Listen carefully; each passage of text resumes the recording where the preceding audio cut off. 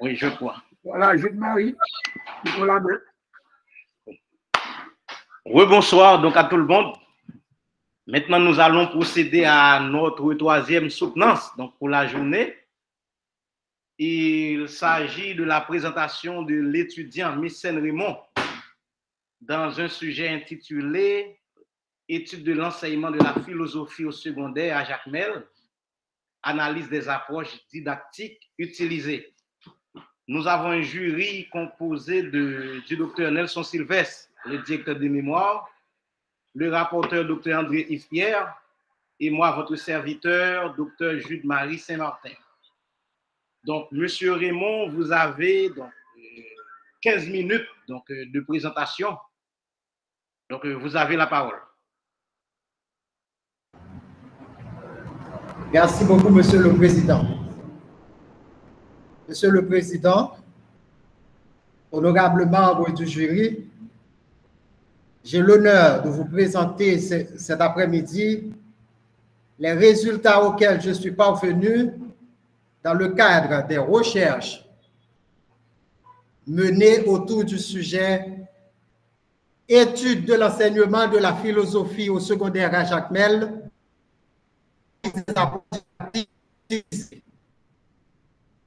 Ce sujet est issu d'un double constat. En relation avec les élèves du secondaire 4, les expériences prouvent que la plupart d'entre eux sont quasiment incapables de faire preuve d'esprit philosophique dans leur comportement et dans leur rapport avec autrui. Exemple, ils sont incapables de mener un débat contradictoire de manière structurée et argumentée. Deuxièmement, à un moment où les recherches en sciences de l'éducation évoluent et proposent de nouveaux paradigmes dans l'enseignement-apprentissage, comme celui du constructif des compétences, le paradigme du digital ou d'assistance par ordinateur, beaucoup d'enseignants haïtiens sont encore restés accrochés au paradigme transmissif consacré par la pédagogie par objectif. Ces constats nous poussent en quelque sorte à questionner les méthodes d'enseignement, les méthodes d'élaboration de contenu de didactique, les supports didactiques et pédagogiques utilisés dans l'enseignement. De cela, une question générale est née. Les pratiques didactiques actuelles utilisées dans l'enseignement de la philosophie permettent-elles aux apprenants de développer les compétences visées dans cette discipline? Alors,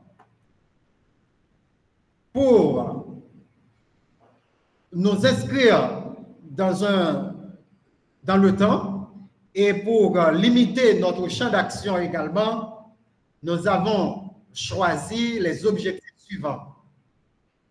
Proposer une réforme dans les méthodes d'enseignement de la philosophie et les techniques d'élaboration de contenu didactique de façon à les adapter au contexte actuel de l'approche par compétences. Justifier les biens fondés d'une diversification des ressources didactiques dans l'enseignement-apprentissage de la philosophie. À la question de départ, la réponse anticipée suivante a été formulée. L'enseignement de la philosophie dans les 4 classes du secondaire et l'emploi des approches didactiques modernes visant à développer des compétences facilite le développement réel des compétences philosophiques recherchées dans l'enseignement. Alors, pour mener cette étude, un plan de 4 chapitres répartis chacun en 3 sections, constitué de 3 points chacune, a été mis en place. Dans le premier chapitre, nous présentons les concepts de base en relation avec le sujet et nous avons fait un survol sur les écrits relatifs à l'enseignement de la philosophie. Dans le deuxième, nous avons présenté les orientations méthodologiques du travail. Le troisième analyse les résultats en décrivant l'état des faits et fournit des explications. Enfin, le dernier procède à une discussion sur les principaux résultats. Quant à la méthodologie, ce chapitre tient à présenter le cadre méthodologique selon lequel les données ont été collectées sur le terrain, traitées, analysées et interprétées afin de produire des connaissances objectives. Dans ce travail, nous avons choisi d'utiliser la méthode mixte, c'est-à-dire nous avons collecté des données à la fois quantitatives et qualitatives. 6 écoles ont été choisies pour mener ces études. Dans chaque école, nous avons choisi comme échantillon 9 élèves en moyenne et un administrateur d'école, c'est-à-dire un directeur ou un censeur, et un professeur de philosophie. Auprès des élèves du secondaire 4, nous avons administré un questionnaire. Et avec les professeurs et les administrateurs d'école, nous avons eu des entretiens semi-dirigés. 3 sources d'information nous ont permis de répondre à la question de départ et vérifier l'hypothèse choisie. Il s'agit de la consultation des publications traitant l'enseignement de la philosophie. Deuxièmement, nous avons fait l'observation des acteurs sur le terrain, c'est-à-dire nous avons visité des salles de classe où un professeur de philosophie est en classe et œuvre en présence de ses élèves. En troisième position, une enquête a été menée auprès des responsables des écoles, des enseignants de philosophie et des élèves du secondaire 4. Les résultats auxquels nous sommes parvenus nous ont permis d'affirmer que la philosophie est une discipline qui suscite la réflexion chez les apprenants. On a justement 53 élèves sur 53 qui l'affirment, soit une proportion de 100%. Les administrateurs d'école et les enseignants sont de même avis par rapport à cette question. Ils soulignent que la philosophie est une discipline génératrice de compétences transversales, c'est-à-dire c'est une discipline qui est au service des autres disciplines scolaires. Un enfant qui développe une grande capacité de réflexion en philosophie peut utiliser cette même capacité dans n'importe quel domaine. Un cours de philosophie, affirme-t-il, peut aider les jeunes à mieux réfléchir avant d'agir, avant de choisir ou même de questionner avant de poser une action. Sur 53 élèves questionnés dans les 6 écoles, 26 ont affirmé que les professeurs ne disposent pas de ressources didactiques adéquates pour enseigner la philosophie efficacement. Ce nombre correspond à une proportion de 49,05%. Ils ont fait remarquer que seuls les textes de philosophie sont cités ou utilisés comme support de cours par leurs enseignants. Les administrateurs et les professeurs de philosophie enquêtés, pour la grande majorité, évoquent une seule ou plutôt 2 catégories de supports didactiques que les enseignants de philosophie utilisent le plus dans l'exercice de leurs fonctions. Il s'agit du programme et des ouvrages de philosophie, et cela presque exclusivement. Tous les enseignants et les responsables des écoles croient et affirment que les compétences philosophiques doivent être recherchées chez les apprenants depuis l'arrivée au secondaire, c'est-à-dire depuis la première année du secondaire. On doit commencer à enseigner la philosophie pour pouvoir développer les compétences recherchées efficacement. La majorité des élèves, soit une proportion de 90,56%, affirment qu'il faut commencer l'enseignement de la philosophie depuis le secondaire 1 afin d'arriver à bien développer les compétences poursuivies dans les cours de philosophie de manière efficace. Presque tous les élèves, soit 46 sur 53, pour une proportion de 86,79%, optent pour l'emploi de l'approche socio-constructiviste dans l'enseignement de la philosophie. Les interviewés, quant à eux, affirment que les enfants sont encore réduits à des récepteurs passifs dans les cours de philosophie, car seuls les professeurs sont en contact avec les informations. et ils transmettent toutes les informations. C'est pourquoi il suggère de pencher sur les approches et les stratégies didactiques pour pouvoir les améliorer dans l'intérêt des enfants. Il est possible de conclure que l'hypothèse est validée grâce aux données spécifiques des tableaux numéro 3 et 5 de notre travail, mais de manière générale, de toutes les questions. Les réponses ont permis d'aboutir à la conclusion selon laquelle la philosophie est une discipline assez spécifique. Son enseignement nécessite une amélioration dans les approches didactiques et une extension de son enseignement dans les 4 années du secondaire. Par rapport à tout cela, nous sommes arrivés aux perspectives suivantes.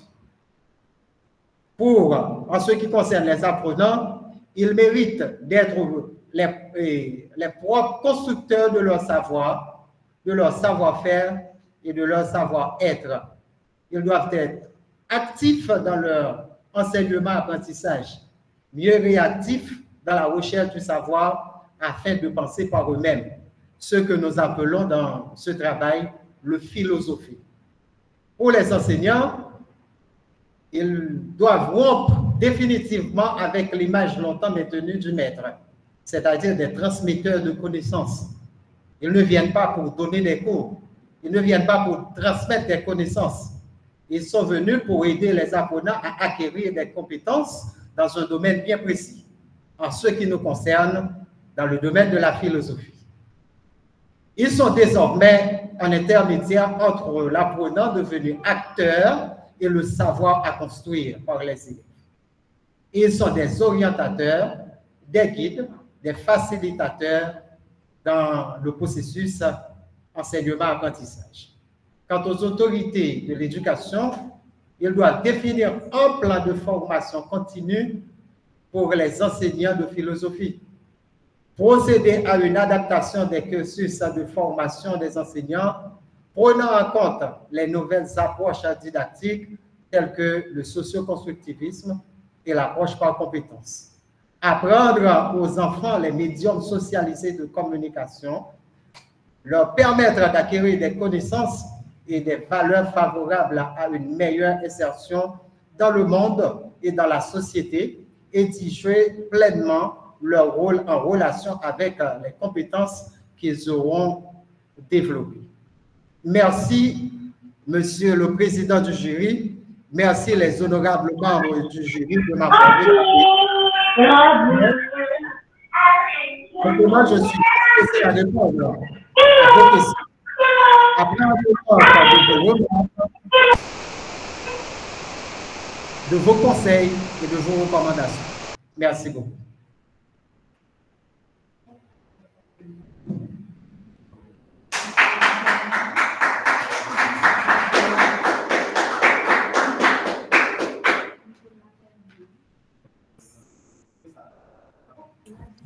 Ton micro est fermé.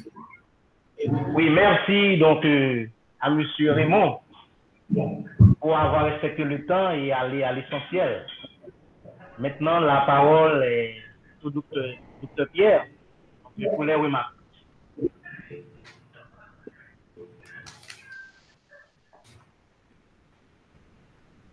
Ah, ok. Pas de problème. Et je félicite c'est Raymond, pardon, Raymond Messen et pour sa présentation, une très bonne présentation.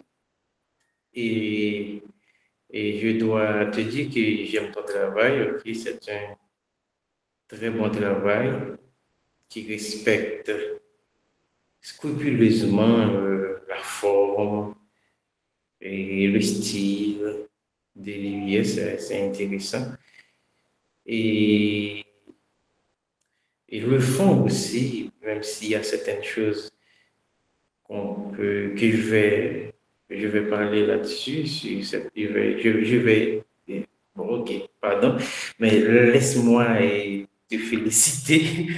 En fait, j'aime et ton approche aussi, c'est super intéressant et je crois que je dois te dire certainement que j'étais très content de lire ton travail.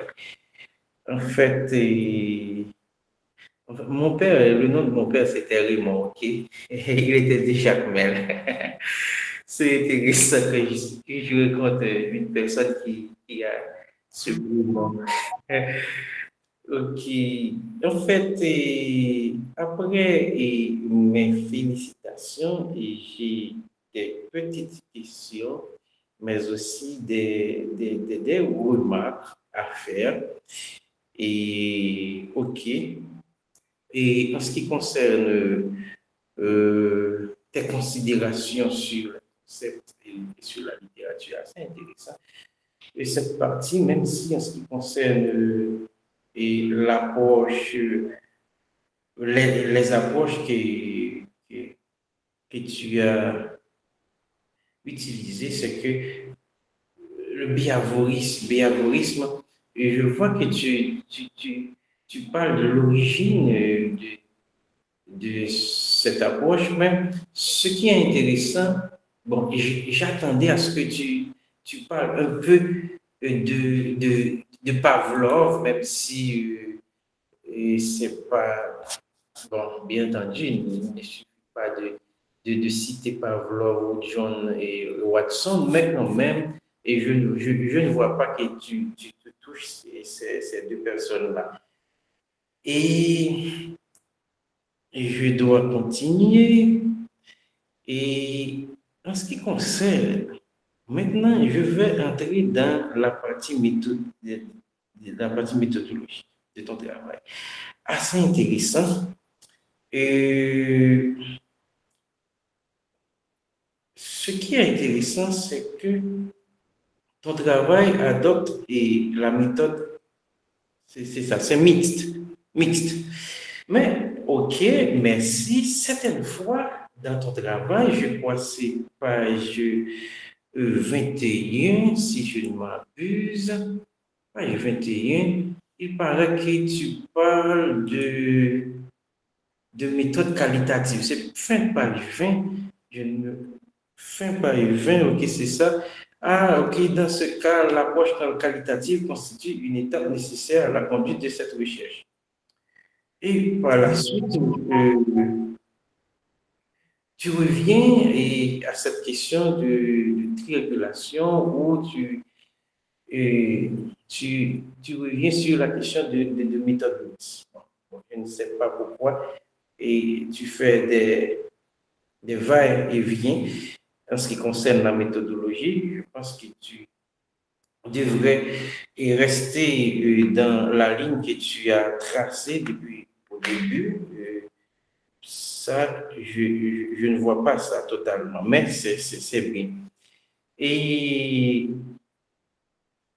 autre chose que j'ai noté, pardon, oui, parce que tu as déjà fait le choix, ok. Et c'est page 24, je crois qu'il y a quelque chose que j'ai noté à la page 24, assez intéressant. Ok, je crois que page 24, c'est... Ok, oui, exactement, c'est quand tu parles de l'approche mixte et tu reviens, ok, tu fais des va-et-vient, comme je disais, ok. En fait, et maintenant, toujours en ce qui concerne ta méthodologie, et tu as dit que tu as fait des recherches sur le terrain et dans 3 lycées, ok, je crois, 3 lycées, 2 collèges, même si tu ne portes pas de précision, mais c'est ce que j'ai vu. Ok, 3 lycées, 2 collèges mais tu as dit 6 écoles, je crois. Mais en ce qui concerne le nombre d'élèves, il n'y a pas eu une précision. Même si dans les différents tableaux, je vois que c'est 53. Ok, 53. Mais au début, je ne vois pas le nombre qui est 53. Mais ce qui est intéressant, c'est qu'il y a certaines petites précisions que tu n'apportes pas. Et tu as dit, bon, 10 élèves dans chacune de ces écoles, mais il y a 2 écoles et tu as contacté seulement moins de 10. Moins de 10, pas de précision encore. Mais après, je me suis rendu compte que dans ces 2 écoles, tu as contacté seulement 3. C'est ça? C'est 3. Et peut-être il y a une école et tu as interviewé 2 élèves, mais en fait, en quoi c'est bon, mais ce sont des petites précisions que tu devrais apporter. Et il est... OK. En ce qui concerne, il y a une autre chose, c'est la question numéro 4, à la page 41. Et les compétences pour la philosophie doivent être développées depuis le S1. Bon. Là, puisque ton hypothèse, c'est que l'enseignement de la philosophie dans les 4 classes du secondaire pour l'emploi, par l'emploi des approches pédagogiques, facilite l'acquisition des compétences. Mais j'ai vu une chose, c'est que il paraît que, dans ta recherche, c'est que les professeurs disent que il fallait qu'on enseigne la philosophie depuis le secondaire 4. Mais tu n'as pas fait aucune analyse sur ce que les professeurs ont dit. Bon, mais attends, il y a toute la classe et il y a aussi cette question de classe de philo. OK, bon, secondaire 4, classe de philo, c'est dans ce système, mais dans notre tête, il y a cette question de philo, classe de philosophie et philo. Ça a une histoire, OK. Est-ce que l'enseignement de la philosophie au niveau du S1 peut résoudre ce problème? Et ça, c'est peut-être une question. OK? Ou c'est cette question d'approche pédagogico-didactique. Bon. Si on change d'approche pédagogico-didactique, dans ce cas-là, il n'est pas question d'avoir un cours de philosophie dès le secondaire 1.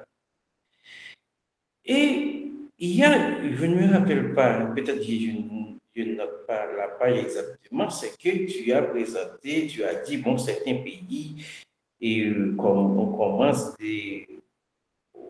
la première classe du secondaire, je crois qu'il y a un cours de philosophie. Bon, tu n'apportes pas de précision, mais il va falloir que tu nous donnes peut-être 1 ou 2 pays, pourquoi pas, où dès la classe de première année du secondaire, les élèves ont un cours de philosophie. Bon, autre chose, c'est que il y a une partie, je me demande pourquoi tu mets cette partie dans ton travail, c'est présentation d'une séance de cours de philosophie. Et bon, peut-être que tu vas m'expliquer pourquoi. Et je ne sais pas, les 15 minutes sont déjà écoulées ou je dois continuer? Okay. Donc, il peut vous répondre. Okay.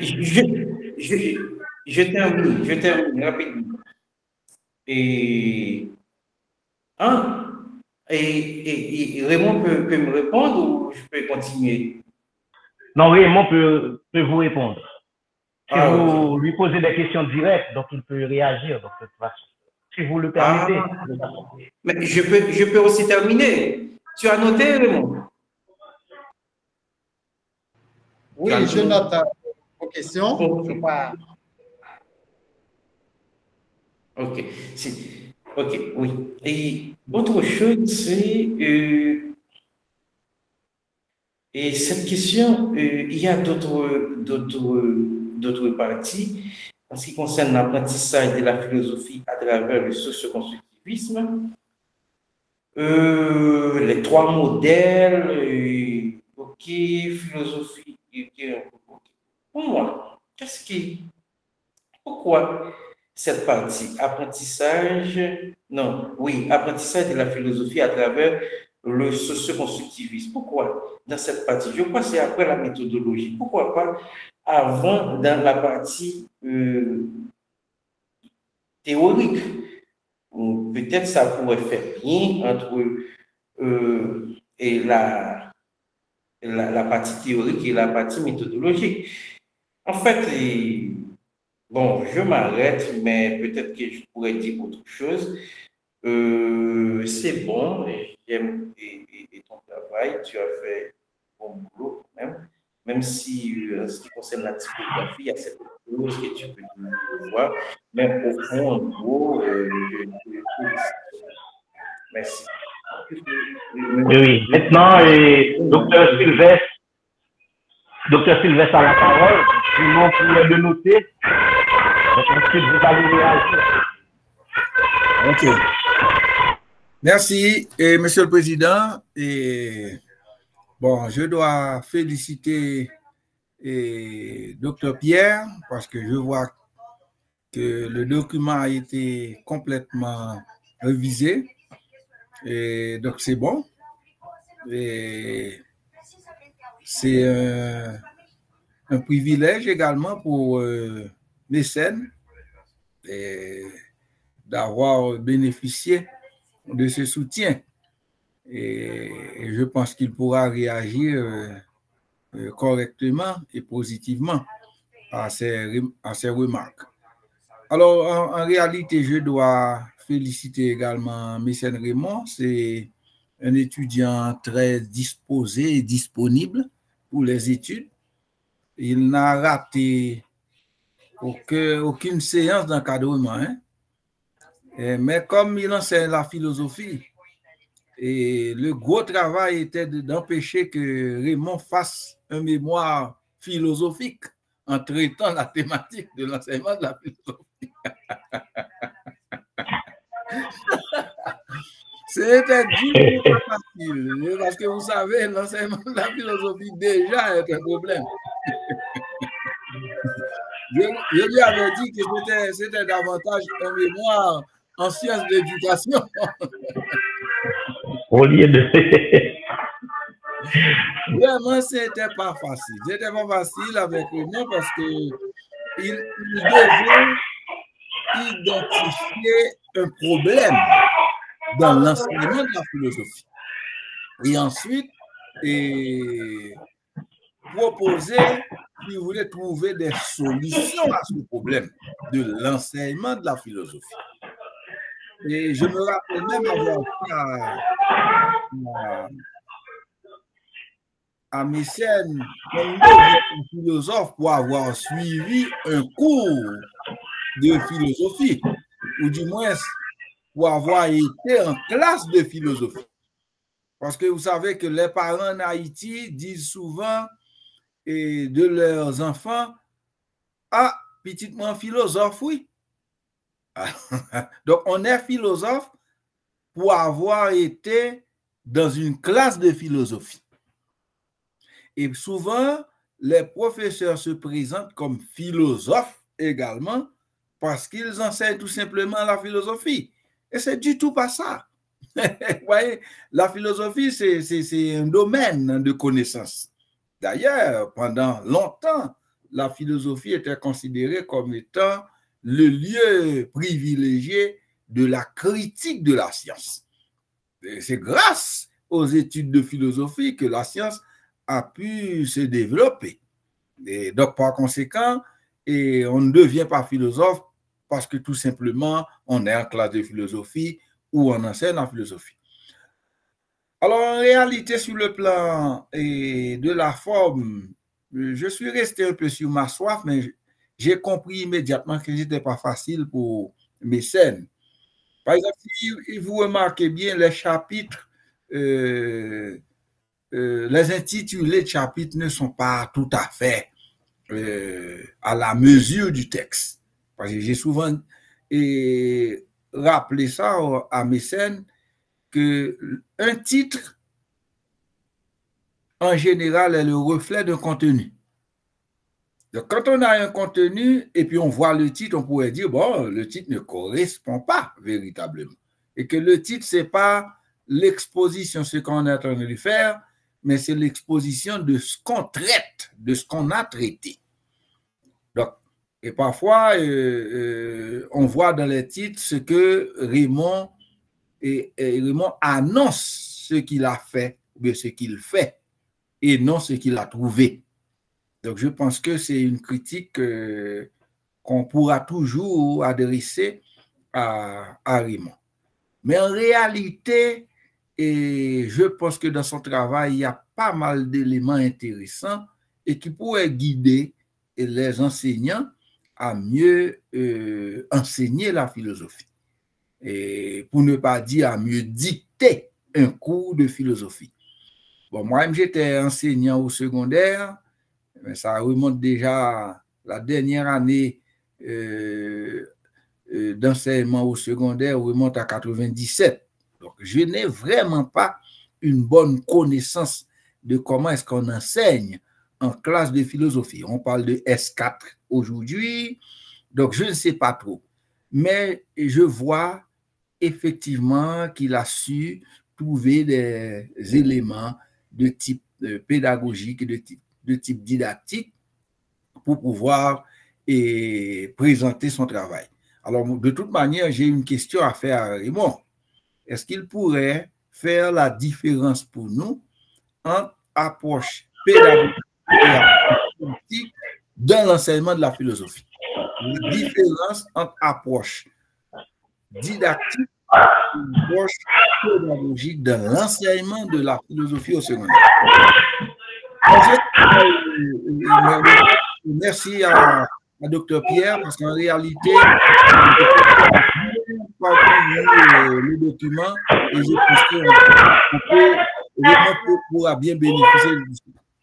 Merci beaucoup.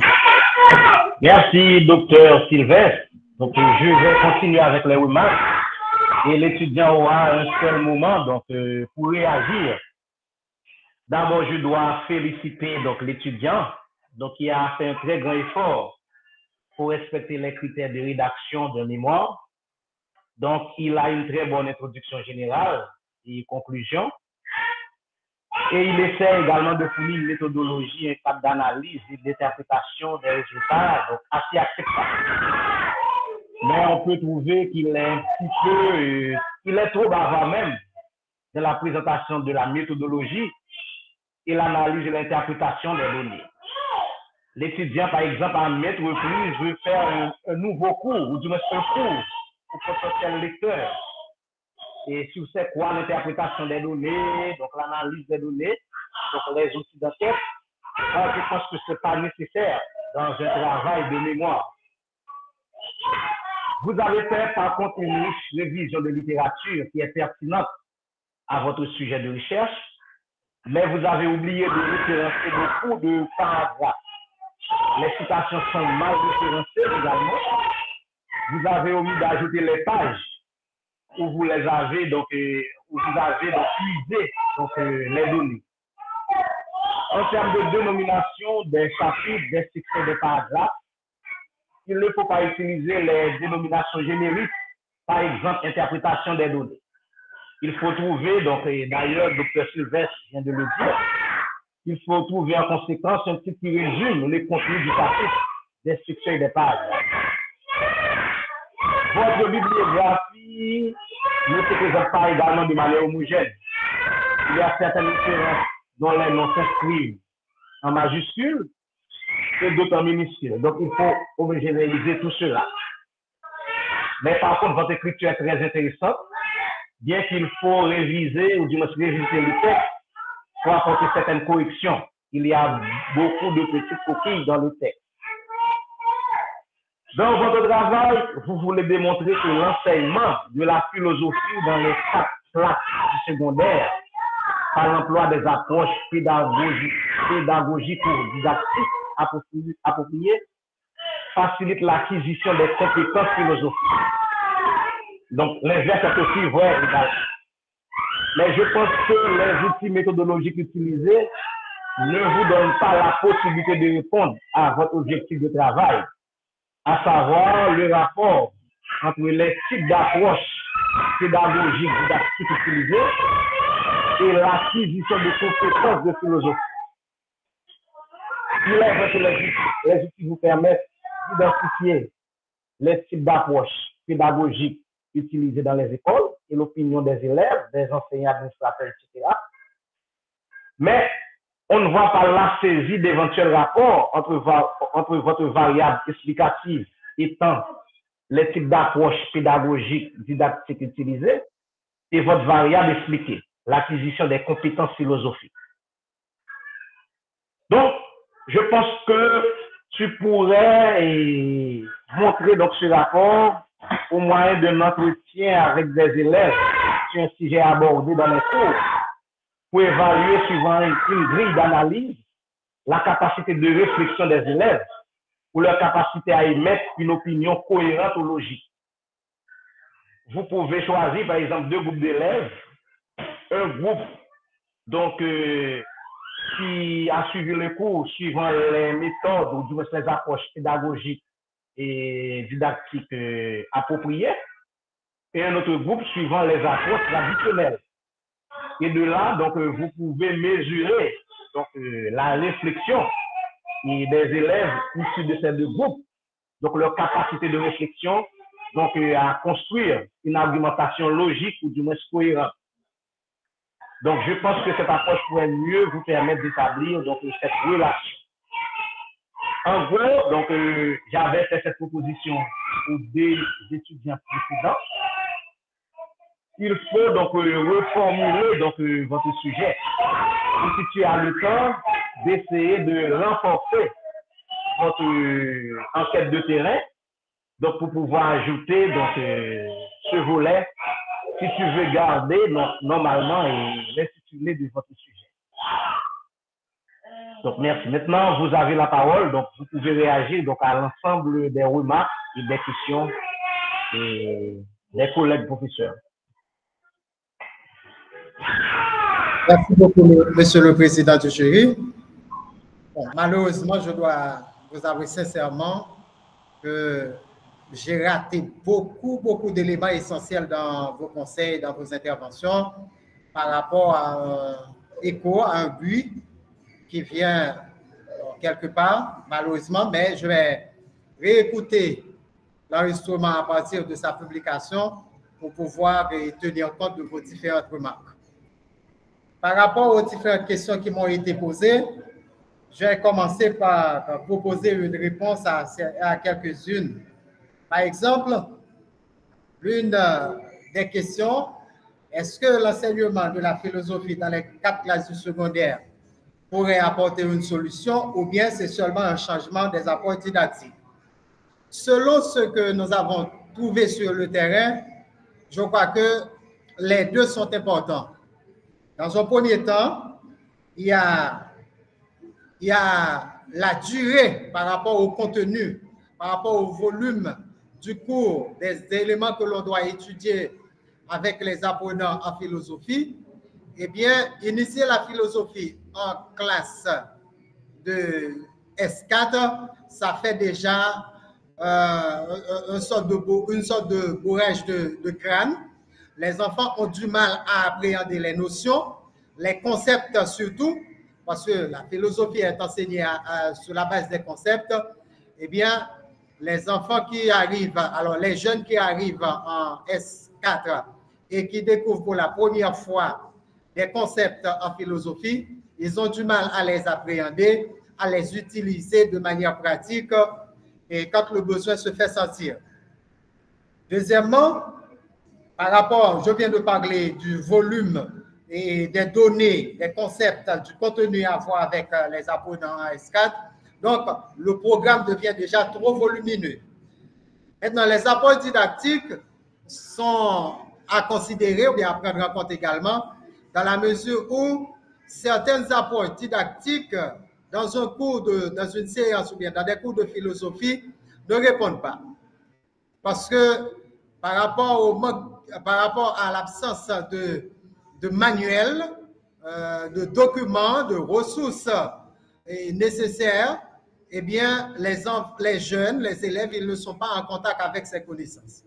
Non seulement les concepts sont à prendre en compte, mais par rapport à l'indisponibilité des documents, par rapport à l'indisponibilité des manuels, eh bien, il est préférable d'utiliser des approches qui peuvent faire agir les apprenants, qu'ils arrivent à construire eux-mêmes, comme j'avais mis dans les perspectives, qu'ils arrivent à avoir contact avec les informations, essayer d'interpréter de par eux-mêmes les informations, confronter ce qu'ils ont découvert avec d'autres apprenants et après confronter leur apprentissage ou bien leur découverte avec les professeurs.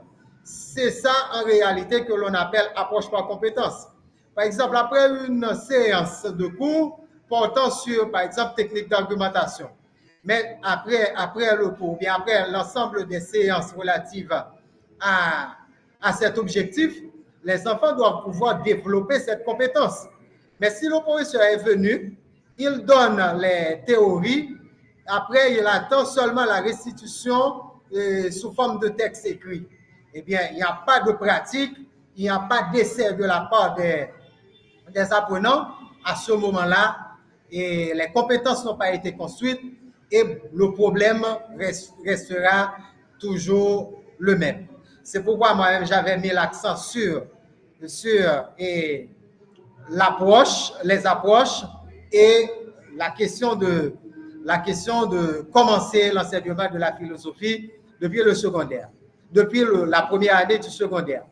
Et en réalité, le terrain, que ce soit les responsables d'école, que ce soit les élèves du secondaire 4, ils ont affirmé d'une certaine manière ou d'une autre que l'enseignement de la philosophie, à partir du secondaire 1, où l'on pourrait initier les enfants au concept, les aider à découvrir les théories, les pensées philosophiques, les doctrines philosophiques, avant de les amener à pouvoir penser par eux-mêmes ou bien à philosopher.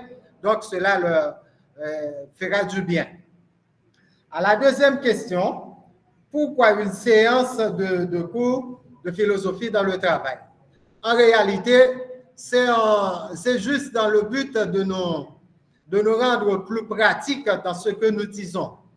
Puisque nous avons dit, les cours sont présentés selon la pédagogie par objectif.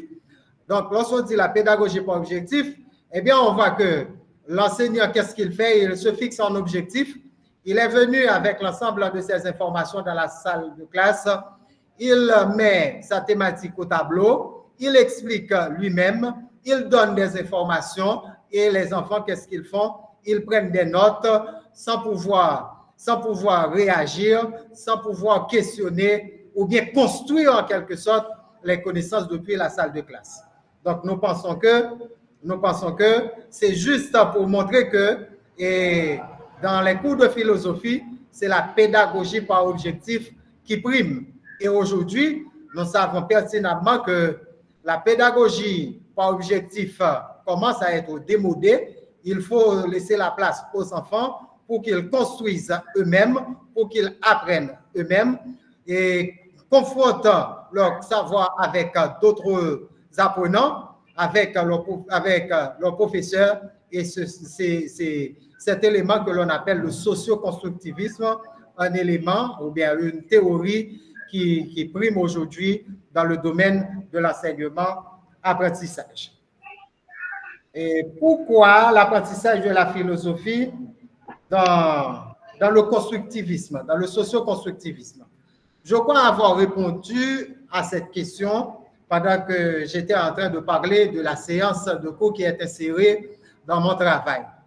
Le socio-constructivisme, le nom de la théorie l'indique bien, il y a le social, qui fait intervenir un ensemble d'acteurs.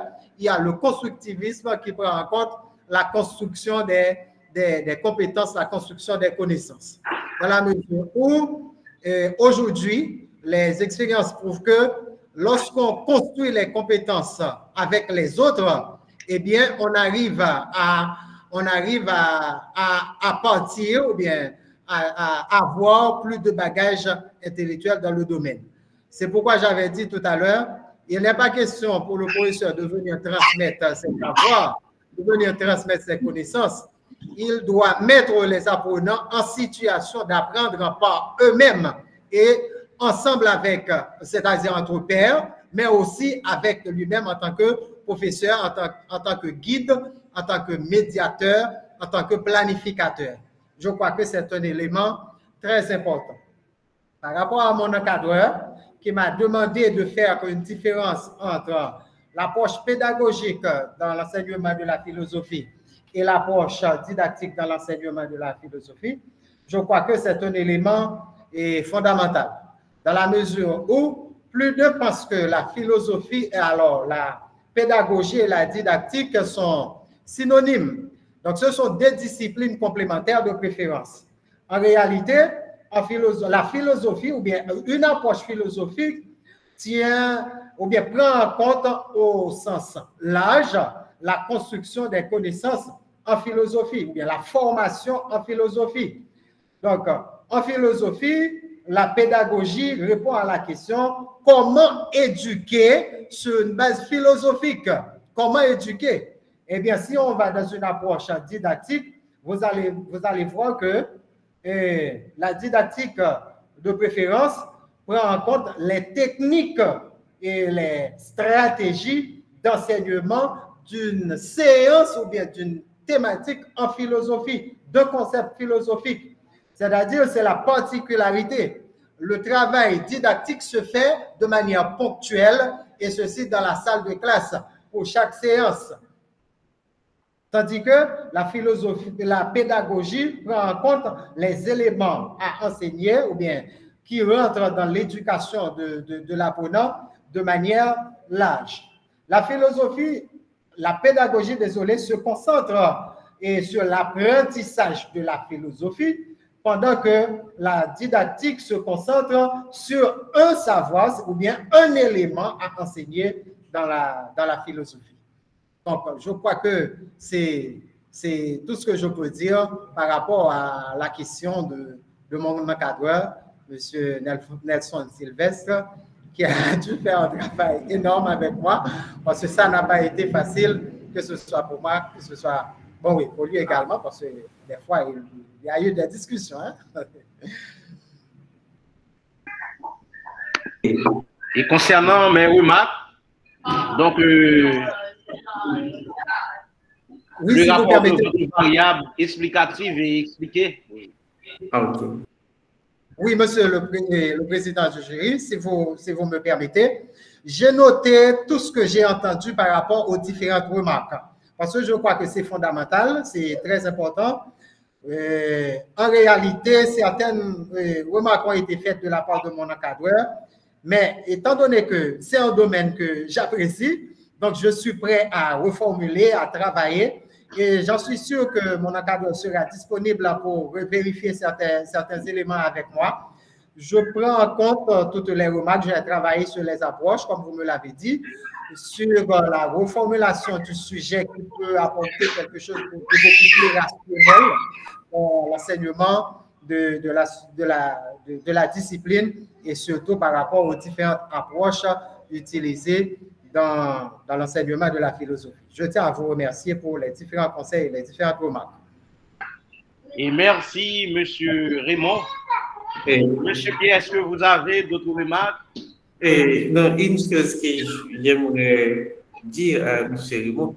M. Raymond, tu sais, tu as dit une chose intéressante en ce qui concerne, il faut commencer à apprendre aux élèves de philosophie le secondaire 1, je crois. Est-ce que tu connais et l'évolution du... Bon, par exemple, en Haïti, quand on dit rhéto, philo, mais il y a certaines personnes qui ne connaissent pas d'où vient ce nom. En fait, ce qui est intéressant, et bon, l'éducation haïtienne a été influencée par la classe. Et la classe de rhéto et de philo, c'est une influence française. Et pour un rhéto, je crois, il était question de... C'est la rhétorique, la capacité de persuader, et le discours, c'est ça. Et à partir de cette classe, bon, les penseurs sur l'éducation au 19e siècle ont pensé que, arrivé à ce stade, l'élève doit avoir la capacité de persuader, l'élève doit avoir une certaine éloquence avant d'entrer dans la philosophie. Parce que la philosophie, comme une autre discipline très critique, et il faut qu'il y ait un prérequis. En fait, le prérequis, c'était le rhétorique, je crois. Et en fait, c'est quelque chose que je voulais dire, et parce que je crois, à présent même, je crois certaines personnes ont laissé le secondaire sans savoir, sans savoir ce qu'ils essayent de faire. Mais tu crois que comment mais tu laisses tomber cette question de rhétorique ou comment tu penses qu'on pourrait voilà essayer de résoudre ce problème? Est-ce que c'est le 9e année ou bien en même temps l'élève est en train de forger son discours et puis en même temps il suit des cours de philosophie. Et tu penses que ça peut marcher? Bon, merci docteur pour la question. J'ai bien envie de proposer une réponse par rapport à votre question pertinente. Alors, je n'ai pas laissé tomber les concepts, mais si vous regardez bien avec les différentes évolutions, d'ailleurs, on a tendance à changer les dénominations, c'est-à-dire les noms.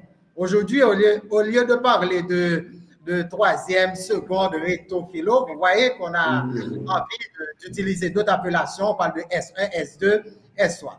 Donc, ça veut dire qu'en quelque sorte, il y a des changements qui arrivent de par eux-mêmes. En plus, nous pensons que la philosophie, lorsqu'on parle de la philosophie, ça fait référence à la réflexion. Donc, il n'est pas question d'attendre en réalité 18 ans, 19 ans pour que quelqu'un puisse commencer à réfléchir. Donc, il y a même dans le CID, il y a même cet auteur qui dit aux âmes bien-nées, la valeur n'attend point le nombre des années. Alors, qu'est-ce que cela sous-entend? Si on peut commencer à réfléchir dès S1, c'est-à-dire à partir de la classe humanitaire, donc secondaire 1, lorsqu'on parle de secondaire, on fait référence, on dit que c'est la classe humanitaire, et là, nous avons vu que les enfants ont une certaine capacité de réfléchir, de remettre quelque chose en question. Encore plus s'ils sont initiés à la réflexion philosophique. Je n'ai pas dit faire du philosopher à partir du secondaire 1, mais j'ai parlé de la réflexion philosophique. À partir de S1, on peut commencer avec une initiation, mettre les enfants en contact avec les théories, les doctrines, les courants philosophiques les plus simples pour pouvoir les mettre en connaissance avec le domaine. Et au fur et à mesure, ils comprendront beaucoup plus les concepts et arriver en S3, S4, ils produiront de très bonnes réflexions sur le plan philosophique. Et ce n'est pas seulement en philosophie, puisque une réflexion, une capacité de réflexion en philosophie peut être utilisée dans d'autres domaines. Donc, nous avons opté pour l'initiation de la réflexion philosophique à partir de S1, S2, mais de commencer avec le philosophé, la réflexion personnelle, hein, à partir de S3 et S4. Et je crois que c'est bien mon rapporteur qui m'avait demandé s'il y a quelques pays que je connais où l'enseignement de la philosophie commence avant S4. J'en suis sûr que, bon, je crois avoir mentionné ça. Si ce n'est pas mentionné, je vais l'insérer. J'avais pris l'exemple de la Côte d'Ivoire et je crois que la France également, dans ces pays, on commence déjà à enseigner la philosophie et depuis S2, depuis secondaire 2, je ne parle pas de S1, puisque le système n'est pas segmenté, le système français n'est pas segmenté comme notre système. Donc, nous autres, nous commençons le secondaire à partir de 3e ou bien S1. Je crois qu'en France, le secondaire commence à partir de S2, bien seconde. Donc, cela veut dire que dans le système français, la philosophie est enseignée dans le secondaire, mais pas dans une année, dans une classe. Merci, M. Raymond. Donc, Dr. Sylvestre. Alors, vous voyez bien que c'était vraiment intéressant et j'avais bien fait en évitant que Mécène présentait une mémoire philosophique. Et je vois que le docteur Pierre a pris du plaisir à échanger avec Mécène. Vraiment, c'est on le note et il a de la passion. Il a de la passion pour ce qu'il fait. Et en réalité, il y a un dicton en Haïti, bon, ça fait quelques années, hein, et rhétorique rété, philosophe filé. Rhétorique rété, philosophe filé. C'était à la vérité pour dire que, bon, si on arrive à passer la rhétorique, bon, finalement, pour la philo, il n'y a pas de problème. Donc, on va filer, hein, à l'époque. En réalité, et je pense que c'est une question de nomenclature. Le problème posé par le docteur Pierre et également la réponse adressée par Mécène. Par exemple, peut-on faire de la philosophie sans philosopher?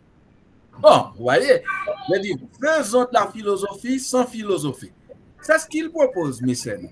C'est-à-dire, on fait de la philosophie sans s'en rendre compte.